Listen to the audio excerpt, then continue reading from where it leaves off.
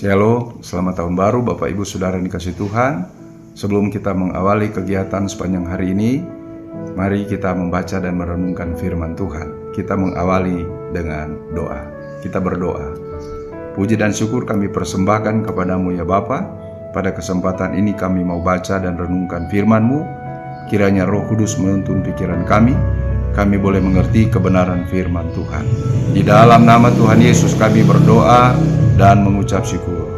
Amin.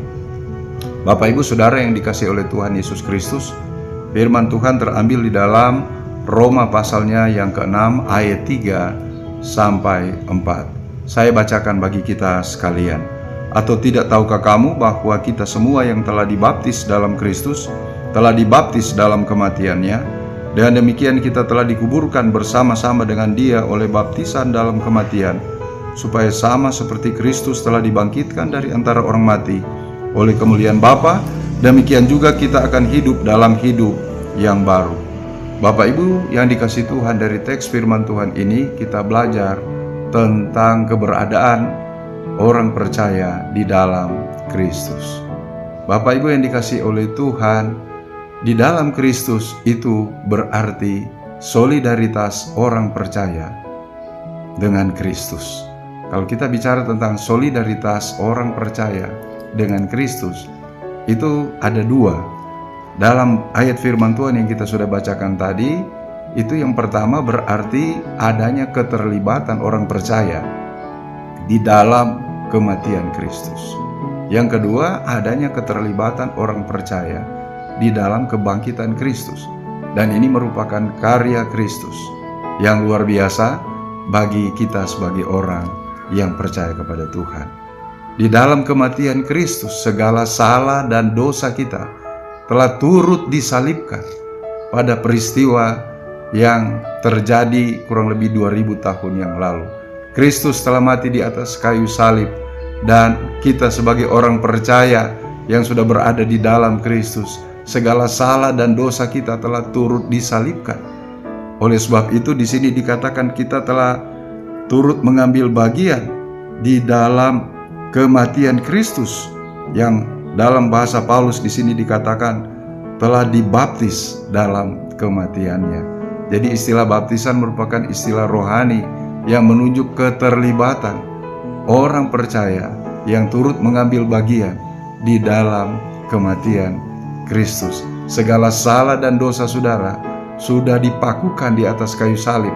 Segala perbuatan tercela kita telah turut disalibkan pada peristiwa penyaliban Kristus. Itu berarti Bapak Ibu, bagi kita sekarang ini adalah kita memaknainya dengan hidup benar di hadapan Tuhan. Kita hidup bertobat sungguh di hadapan Tuhan. Kita tidak lagi menjadi hamba dosa seperti yang dikatakan di dalam ayat 6 dari Roma pasal 6 ini. Jangan lagi kita diperhamba oleh dosa, tapi kita menjadi hamba kebenaran, karena segala salah dan dosa kita telah turut disalibkan pada waktu Kristus disalibkan.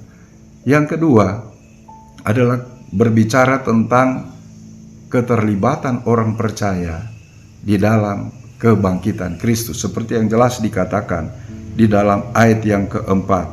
Di sana dikatakan supaya sama seperti Kristus telah dibangkitkan dari antara orang mati oleh kemuliaan Bapa, demikian juga kita akan hidup dalam hidup yang baru.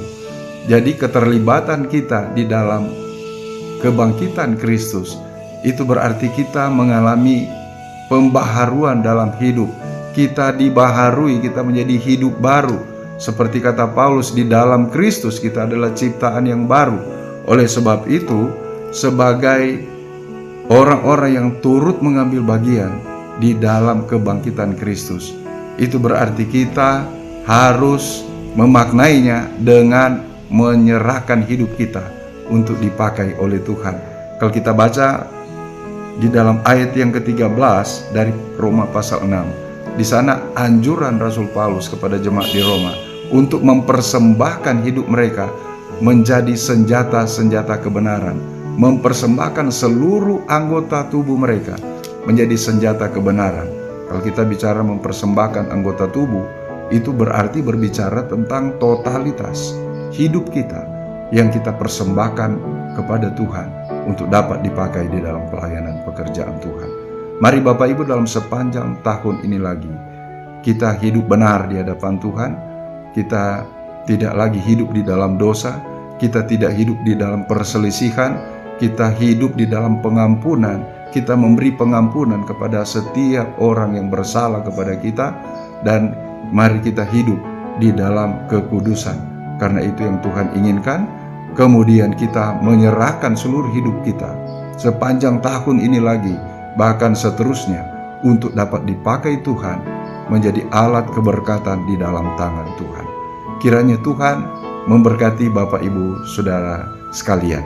Tuhan Yesus memberkati kita semua. Amin.